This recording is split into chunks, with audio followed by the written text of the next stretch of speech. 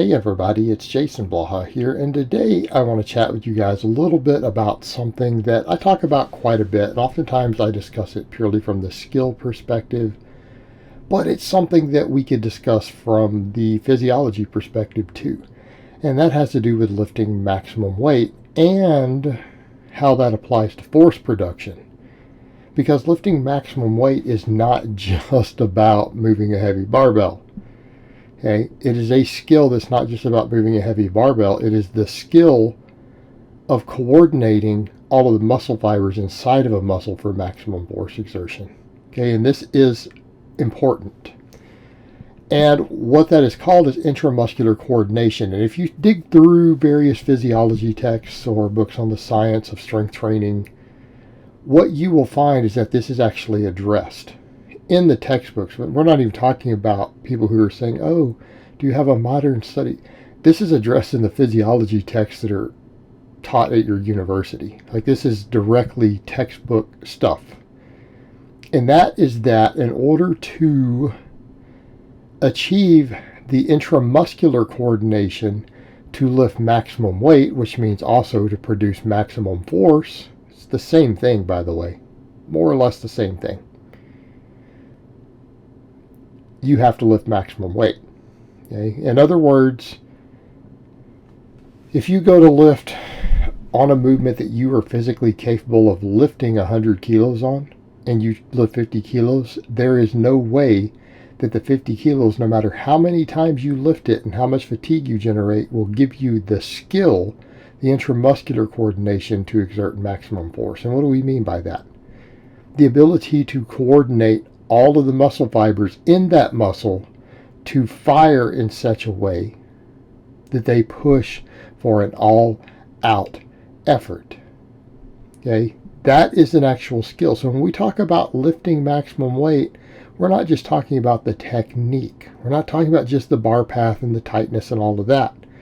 That is an aspect of it, right? That is an important aspect of it. Learning to brace, learning to grind, learning to strain, learning to ramp up. But that's just under the barbell. That is a different skill. We also have to factor in the elements of it inside the body. Okay, coordinating the muscle fibers that you have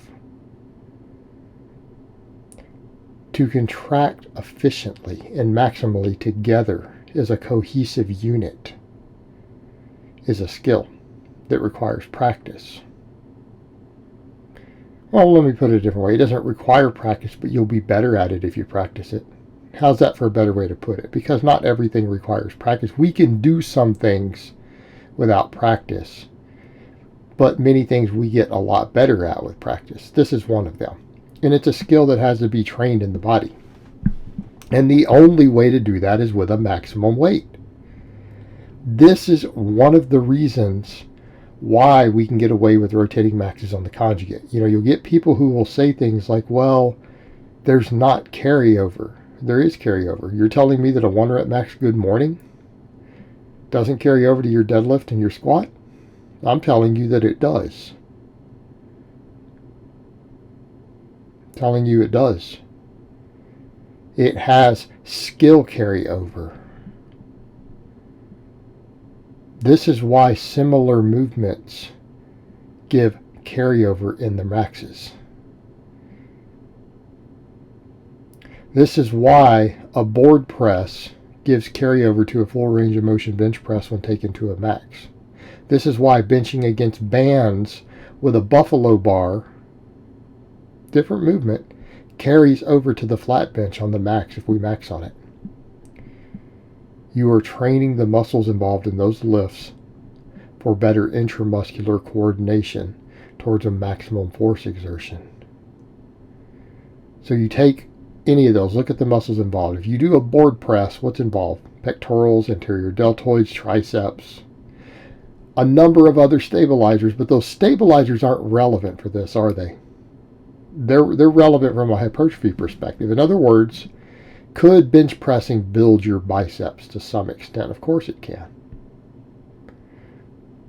They're important stabilizers, and they activate. They light up on the EMG. Do they activate as well as they do on a curl or a chin-up? No. So let's get that out of the way too. Okay, let's get that out of the way. The bench press will not build as much bicep as a curl will, but it will build bicep. That's a fair statement. Hopefully everyone understands that. Because it's a primary mover in the curl, it's going to get even more activation. But there is activation. It's not intramuscular coordination, though. Why? Because it's not moving the weight. It's not contracting against the weight. It's just stabilizing you. But on the good morning, what all is involved? The erectors, the glutes, the hamstrings, hip extensor muscles, such as the abductors, right? All of that is having to push against a maximum weight. All of that is pushing against the maximum weight. They are actually pushing against the weight. They're moving it. They're contracting against it. They're not just bracing you. The biceps, for example, just brace on the bench press. But the tricep is an actual active mover. Okay, it's actually moving the weight. It's involved with pushing the weight. So the muscles that are actually moving the maximum weight are getting intramuscular coordination. So if we've practiced using all of those muscles against a maximum weight, we have developed the skill of intramuscular coordination in those muscles. Okay, we've practiced it. So if you do that with a board press, does it carry over to your bench press? Of course it does. People say, well, what about the joint angles? You're looking at hypertrophy. We need to understand the difference. There's a hypertrophy component you're thinking of. But if you've already built the muscles, if you've hypertrophied your pectorals, delts, triceps, all of that with different exercises, they have more strength potential. Okay? The really heavy lifting trains that potential.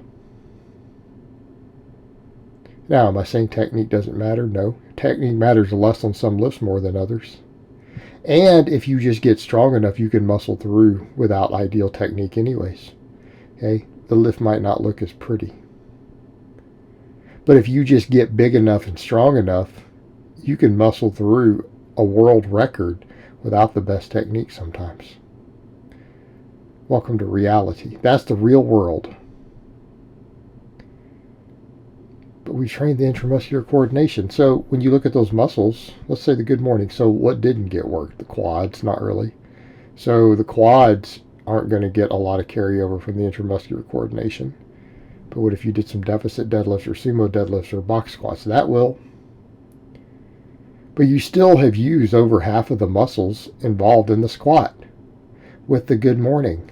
For intramuscular coordination, it will carry over. It will improve your max squatting even with the same amount of muscle mass, without gaining any muscle. Because we've now trained that skill. To carry over to deadlift, of course it does. The hamstrings, glutes, erectors, hip extensor muscles, that's most of the muscles involved in the deadlift. Am I saying traps and lats don't matter? Actually, lats don't matter for maximum force exertion. They're a stabilizer. So no, they don't matter. They matter in terms of being able to stabilize the weight. They don't move it. We don't have to have that coordination. So there's carryover to all these things. That's why all the variations still give carryover to your 1 rep maxes. How does that apply to other sports? You've now used maximum weight on a bench press. Your pectorals, front delts, and triceps have been trained for maximum intramuscular coordination against a maximum weight, producing maximum force. You're telling me that that won't make a boxer have the ability to punch harder? People say, well, boxing and benching aren't the same thing. They don't have to be the same thing. Let me put it a different way. Mike Tyson had a pretty damn good bench press from what I understand. It's debated as to how much it was, but we all know it was at least 405. Do you think Mike Tyson, with his punching skill, could punch harder once he benched 405 than he could when he benched 275? Of course, he had better intramuscular coordination to go with the phenomenal skills. Yes, he's going to be able to punch even harder And I'm not saying the dude probably couldn't knock your block off before that. Boy, he got even better. So yes, it carries over to other sports when you need to produce force. Alright guys, well that's really all I have to say on that today. I hope it's been informative, and I will talk to you guys next time.